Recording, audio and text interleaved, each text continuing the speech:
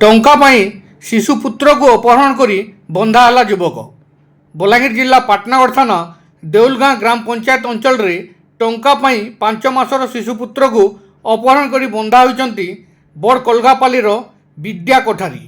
ଅପହରଣ ହୋଇଥିବା ଶିଶୁଙ୍କ ମାଙ୍କ ଅଭିଯୋଗ ଆଧାରରେ ପାଟନାଗଡ଼ ପୋଲିସ ତଦନ୍ତ କରି ଶିଶୁକୁ ଉଦ୍ଧାର କରି ବାପା ମାଆକୁ ହସ୍ତାନ୍ତର କରିଥିବା ବେଳେ ଅଭିଯୁକ୍ତକୁ ଗିରଫ କରି କୋର୍ଟ ଚାଲାଣ କରିଛି। ଅଭିଯୁକ୍ତଙ୍କଠାରୁ 25,000 ଟଙ୍କା ଧାର ନେଇ ଟଙ୍କା ଫେରାଇ ନଥିବାରୁ ଏପରି ଘଟଣା ଘଟିଥିବା ପୋଲିସ ସୂତ୍ରରୁ ସୂଚନା ମିଳିଛି।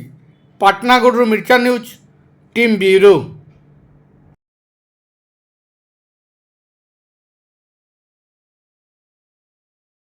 ରାୟମତୀ ଶିକାଙ୍କ ରିପୋର୍ଟ ଆଧାରରେ ଏ ସଂକ୍ରାନ୍ତରେ ଗୋଟେ ପାଟନାଗଡ଼ ଥାନାରେ କେସ୍ ହେଇଛି।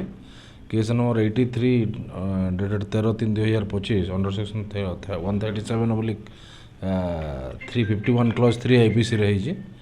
ଆଉ ସେ ହିମାଂଶୁ ଶ୍ରୀଧର କରିକି ସେଟା 5 ମାସର ଛୁଆ ଅଛି, ତାକୁ ନେଇଥିଲା। ତ ଆମେ ତାକୁ ଉଦ୍ଧାର କରୁଛୁ ଏବଂ ଆକ୍ୟୁଜ୍ଡ ବିଦ୍ୟା କୋଠାରୀକୁ ଆରେଷ୍ଟ କରାହେଇଛି। ସେ ଆଜି କୋର୍ଟ ଫରୱାର୍ଡ଼ ହେବ।